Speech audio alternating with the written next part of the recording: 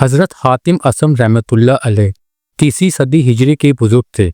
حضرت شفیق بلخی رحمۃ اللہ علیہ کے شاگردوں میں سے تھے اور حضرت احمد بن خضرویہ رحمۃ اللہ علیہ کے استاد تھے۔ حضرت حاتم زاہد و تقویٰ میں یکا روزگار تھے۔ مخلوق کی خیرخواہی، واعظ و نصیحت آپ کا مشغلہ تھا۔ بقول علامہ ذہبی رحمۃ اللہ علیہ کے آپ کو اس امت کا حکیم لقمان کہا جاتا تھا۔ ابو نعیم اصفہانی رحمۃ اللہ علیہ نے حلیۃ الاولیاء میں اور حالات و مقالات صوفیہ میں تفصیل سے آپ کے حالات لکھے ہیں۔ اس کے اندر ابو نعیم نے حضرت حاتم اور قاضی رحیم محمد بن مقاتل کے درمیان پیش آنے والا ایک طویل مکالمہ تحریر کیا ہے۔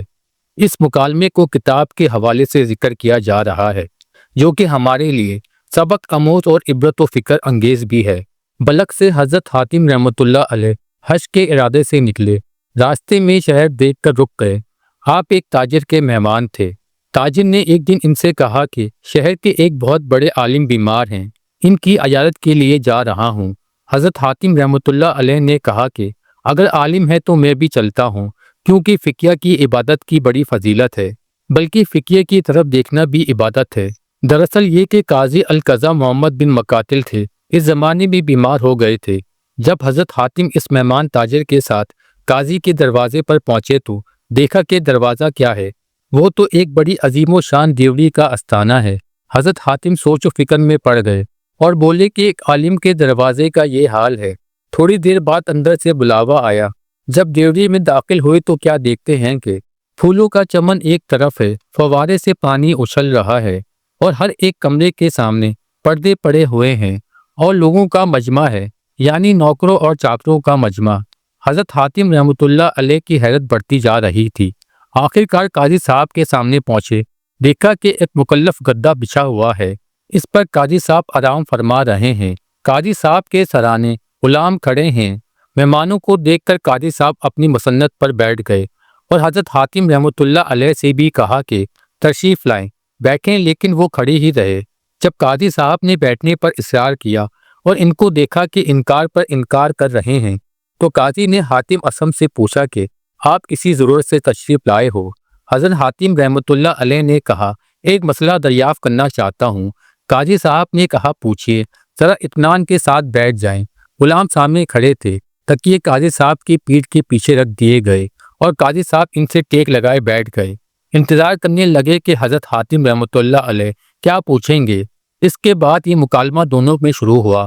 حضرت حاتم رحمۃ اللہ علیہ نے کہا کہ آپ نے یہ علم کن لوگوں سے سیکھا ہے؟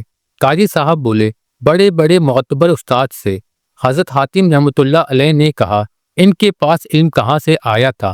قاضی صاحب نے کہا رسول اللہ صلی اللہ علیہ وآلہ وسلم کے صحابہ سے۔ حضرت حاتم رحمۃ اللہ علیہ نے کہا رسول اللہ صلی اللہ علیہ وآلہ وسلم کے پاس علم کہاں سے آیا تھا؟ قاضی صاحب نے کہا حضرت جبرائیل علیہ السلام لائے تھے۔ حضرت حاتم رحمۃ اللہ علیہ نے کہا ہاں تو یہ ضرور فرمائیں کہ آپ کے پاس علم کا جو ذخیرہ ہے وہی ذخیرہ ہے جسے اللہ سے جبرائیل نے پایا اور جبرائیل نے رسول اللہ کو پہنچایا اور رسول اللہ نے یہ ذخیرہ صحابہ تک پہنچایا اور صحابہ سے آپ کے بڑے بڑے معتبر استاد تک پہنچا۔ اس ذخیرے میں کہیں قاضی کی شان و شوکت کی طرف اشارہ کر کے اس کی بھی اطلاع دی گئی ہے کہ جس کا گھر امیروں کے گھر کے مانند ہو اور جس کے پاس امیرانہ ٹھاٹ باٹ ہوگا، اللہ کے نزدیک اسی کا مرتبہ سب سے زیادہ بلند ہوگا۔ قاضی صاحب نے کہا نہیں، یہ تو میں نے نہیں سنا۔ حضرت حاتم رحمۃ اللہ علیہ نے کہا یہ نہیں سنا تو پھر کیا سنا؟ قاضی کی شان و شوکت کی طرف اشارہ کر کے کہا اس کا علم بھی آپ تک پہنچا یا نہیں کہ دنیا سے رخ پھیر کر آخرت کی تعبیر میں جو زیادہ مشغول رہیں گے اور غربا اور مسکین سے جو زیادہ محبت کریں گے اور آئندہ زندگی کی تیاری کرتے رہیں گے، خدا کے نزدیک انہی کا مرتبہ بلند ہوگا۔ اسی کے ساتھ حضرت حاتم رحمۃ اللہ علیہ کو جوش آیا اور اسی جوش میں فرمانے لگے تم نے اپنے آپ کو کن لوگوں کی زندگی سے مطمئن کر رکھا ہے؟ رسول اللہ صلی اللہ علیہ وآلہ وسلم اور آپ کے صحابہ اور امت کے صالحین کی زندگی سے یا فرعون اور نمرود کی زندگی سے تمہارے قلب نے اطمینان کو پایا ہے؟ وہی فرعون و نمرود کی سلطنت ہے جس سے اینٹ اور چونی کی تعمیر کی ابتدا ہوئی۔ قاضی ابن مقاتل غور و فکر سے سن رہے تھے اور حضرت حاتم رحمۃ اللہ علیہ سے فرماتے جا رہے تھے کہ اے علماء سو تم ہی کو ایک بیچارہ غریب جاہل مسلمان دنیا دار دیکھتا ہے اور کہتا ہے کہ جب ایک عالم اس حال میں ہے تو پھر اپنے آپ کو اس سے زیادہ برے حال میں نہیں پاتا۔ کہتے ہیں کہ بیچارے قاضی کے ہوش حضرت حاتم رحمۃ اللہ علیہ کی اس تقریر سے لرز گئے تھے۔ گھٹنے کی بیماری کم ہونے کی بجائے اور اضافہ ہو گیا۔ قاضی کو اسی حال میں چھوڑ کر حضرت حاتم اسم رحمۃ اللہ علیہ ان کے گھر سے باہر نکل گئے۔ ابو نعیم آگے تحریر فرماتے ہیں کہ اہل رئی کو جب اس واقعے کا علم ہوا تو انہوں نے حضرت حاتم اسم رحمۃ اللہ علیہ سے عرض کیا کہ حضور قزوین کے تنافسی عیش پرستی میں ان سے بہت آگے بڑھے ہوئے ہیں۔ حضرت حاتم اسم رحمۃ اللہ علیہ تنافسی کے پاس پہنچے اور ایک ناواقف شکل میں قاضی تنافسی سے وضو کرنے کا طریقہ پوچھا۔ انہوں نے بتلا دیا۔ حضرت حاتم اسم رحمۃ اللہ علیہ نے کہا میں آپ کے سامنے وضو کرتا ہوں، کوئی غلطی رہ جائے تو درست کر دیجئے گا۔ یہ کہہ کر وضو کرنے لگے۔ ابتدا میں تو 3 دفعہ ہر عضو کو دھویا، جب ہاتھ دھونے کی باری آئے تو بجائے 3 دفعہ کے 4 دفعہ ہاتھوں کو دھویا۔ قاضی تنافسی نے ٹوکا کہ تم نے غلطی کی ہے۔ پوچھا کہ کیا غلطی کی ہے؟ قاضی تنافسی نے کہا تم نے غلطی کی ہے۔ پوچھا کہ کیا غلطی کی ہے؟ قاضی تنافسی نے کہا 3 بار سے زیادہ دھونا پانی کو بیکار ضائع کرنا ہے اور شریعت میں اس کو اسراف فضول خرچی قرار دیا گیا ہے۔ تب حضرت حاتم اسم رحمۃ اللہ علیہ نے سر اٹھایا اور کہنے لگے سبحان اللہ، میں ایک غریب آدمی تو ایک پانی کا چلو بہا کر اسراف کا مرتکب ٹھہر گیا، اور جناب والا نے یہ تم تراک جو اکٹھا کر رکھا ہے آخر یہ کیا ہے؟ قاضی تنافسی سمجھ گئے کہ حضرت حاتم اسم رحمۃ اللہ علیہ کا مطلب وضو کا طریقہ سیکھنا نہیں بلکہ انہیں متنبہ کرنا تھا۔ چنانچہ ان پر اس کا اتنا اثر ہوا کہ گھر گئے تو 40 دن تک باہر نہیں نکلے۔ حضرت حاتم اسم رحمۃ اللہ علیہ کا انتقال افغانستان کے شہر بلخ کے 9 میں 237 ہجری میں ہوا۔ لگے ہاتھوں آپ کو ایک اور واقعہ پیش کرتا ہوں۔ دیوبند میں حضرت مولانا مفتی شفیع رحمۃ اللہ علیہ کے ایک قریبی عزیز و دوست اور ساتھی مولانا نعیم دیوبندی رحمۃ اللہ علیہ بڑے ہونہار صاحب علم و فضل اور فاضل دارالعلوم دیوبند تھے۔ ان کی کم عمری ہی میں صحت خراب ہو گئی تھی اور حالت نازک ہوتی چلی گئی۔ ان کا نزع کا عالم میں کافی دیر تک شیطان العین سے مناظرہ ہوتا رہا اور وہ اپنی ایمانی قوت کے ذریعے شیطان کی فریب کا جواب دیتے رہے۔ اس عبرتناک اور حیرتناک منظر کا خود حضرت مولانا مفتی شفیع رحمۃ اللہ علیہ دیوبندی نے اپنی آنکھوں سے مشاہدہ فرمایا، اور مرحوم کی وفات کے بعد مولانا مفتی شفیع رحمۃ اللہ علیہ نے النعیم المکیم کے نام سے ایک چھوٹے سے رسالے میں مولانا محمد نعیم رحمۃ اللہ کے حالات تحریر فرما دیے ہیں۔ اس قصے کی تفصیل لکھتے ہوئے حضرت مولانا مفتی شفیع رحمۃ اللہ علیہ لکھتے ہیں کہ نماز عصر کے قریب بار بار متلی ہونے لگی کہ اتنی فرصت نہ ملتی تھی کہ جس میں نماز ادا کر لیں۔ مجھے بلا کر مسئلہ پوچھا کہ میں اس وقت معذور بن کر حکم میں داخل ہوں یا نہیں۔ میں نے اطمینان دلایا کہ تم معذور ہو، اسی حالت میں نماز پڑھ سکتے ہو۔ اس وقت تک وہ اسی عالم مشاہدہ میں تھے کہ اور ارادہ کیا کہ متلی سے کچھ سکون ہو تو نماز ادا کروں، لیکن اتنی ہی دیر میں دوسرے عالم کا مشاہدہ ہونے لگا۔ بعد نماز مغرب جب الحکر پہنچا تو حاضرین نے بیان کیا کہ کچھ دیر سے حواس میں اختلال ہے اور ہذیان کی باتیں کر رہے ہیں، لیکن جب الحکر داخل ہوا تو اچھی طرح پہچان کر مسرت کا اظہار کیا اور فرمایا کہ میرے سر پر ہاتھ رکھ دو اور دعا پڑھ دو، اور حضرت میاں صاحب سید حضرت مولانا اصغر حسین دامت برکہ تہم محدث دارالعلوم دیوبند سے میرا سلام کہہ دیجئے گا۔ اس کے بعد ہی شیطان رجیم سے مناظرہ ہوا اور تقریباً 1.5 گھنٹے تک اس کا سلسلہ الحکر کی موجودگی میں جاری رہا۔ اس سلسلے میں مجھے خطاب کر کے کہا مردود مجھے عصر کے وقت سے تنگ کر رہا ہے۔ اب معلوم ہوا کہ حاضرین جسے ہذیان سمجھ رہے تھے وہ ہذیان نہیں بلکہ اس مردود کے ساتھ کتاب تھا۔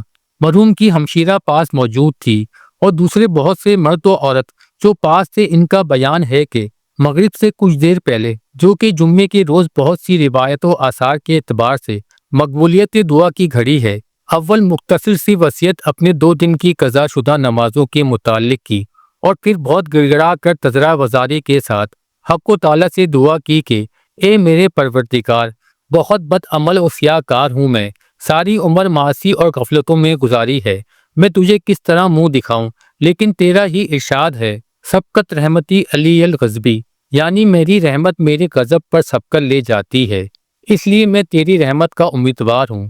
یہ تذرہ وزاری کی دعا اس شان سے ہوئی کہ عالم حاضرین پر رکعت طاری تھی۔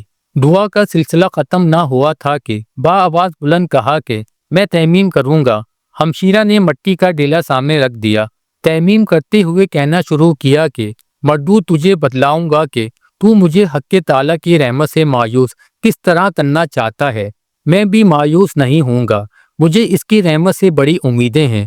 اس کی رحمت کے بھروسے پر کہتا ہوں کہ میں ضرور جنت میں جاؤں گا۔ تو ایک موٹی سی کتاب لے کر اس وقت مجھے بہکانے آیا ہے۔ تجھے اس کے لیے یہ جرات ہوئی کہ 17 روز سے مسجد نہیں گیا، مگر میری یہ غیر حاضری خدا کے حکم سے تھی۔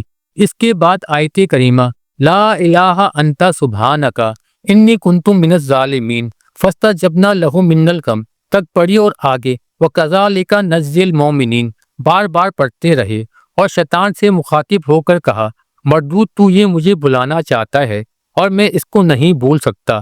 یہ آیت مجھے حضرت میاں صاحب رحمۃ اللہ علیہ، حضرت مولانا اصغر رحمۃ اللہ علیہ نے بتلائی ہے، اور مولوی محمد شفیع رحمۃ اللہ علیہ نے بتلائی ہے، اور پھر بار بار یہی جملہ وکذالک نجزی المؤمنین کو پڑھنا شروع کر دیا۔ کمرہ گونج اٹھا۔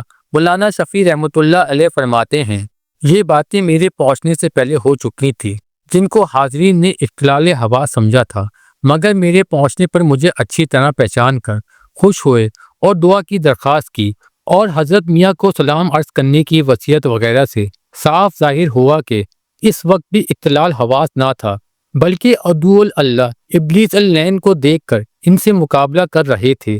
چنانچہ میرے حاضر ہونے کے بعد مجھ سے کہا کہ یہ مردود مجھے عصر کے وقت سے تنگ کر رہا ہے۔ میں نے لا حول ولا قوت الا باللہ العلی العظیم کی تلقین کی تو بلند آواز سے اس کو پڑھا اور کہا خبیث اب تجھے بتلاؤں گا تو مجھے کیوں بہکانے آیا ہے۔ لا الہ الا اللہ میرے دل میں گڑا ہوا ہے، اللہ اللہ میری رگ میں بسا ہوا ہے۔ حاضرین میں سے کسی نے لا الہ الا پڑھا تو ان کو پڑھ کر کہا آگے کیوں نہیں کہتے محمد الرسول اللہ صلی اللہ علیہ وآلہ وسلم۔ منہ سے خون کی کہہ جاری تھی، اور جب اس سے فرصت ملتی تو کبھی لا الہ الا اللہ محمد الرسول اللہ پورا کلمہ با آواز بلند پڑھتے تھے، اور کبھی لا حول ولا قوت الا باللہ، اور کبھی لا الہ انت سبحانک انی کنت من الظالمین، اور کبھی شیطان سے خطاب کر کے کہتے اس کو مارو اس کو مارو۔ اس وقت اس 6 ماہ کی مدت کے مریض کی یہ حالت تھی کہ معلوم ہوتا تھا کہ اب کشتی لڑنے کو کھڑا ہو جائے گا۔ ایک مرتبہ کہا تو نے سمجھا ہوگا یہ نازک وقت ہے، اس وقت بہکا دوں گا، اب میرے بدن میں جرات آ گئی ہے، اب تجھے بتلاؤں گا۔ اس کے بعد کہا کہ یہ بہت سے آدمی، وہاں سامنے کھڑے ہونے والے صرف 2 تھے، ایسا معلوم ہوتا تھا کہ فرشتے نظر آ رہے تھے۔ غالباً فرشتوں سے خطاب کر کے کہا کہ اب تو اللہ تعالیٰ کے ہاں لے چلو۔ بار بار کلمہ طیبہ پڑھتے رہے۔ بالآخر 9:30 بجے شب کو اس مسافر آخرت نے اپنی منزل طے کر لی۔ ان اللہ و انا الیہ راجعون۔ معزز سامعین، اگر آپ کو یہ ویڈیو پسند آئی تو میرے چینل کو لائک کریں، شیئر کریں اور سبسکرائب کریں۔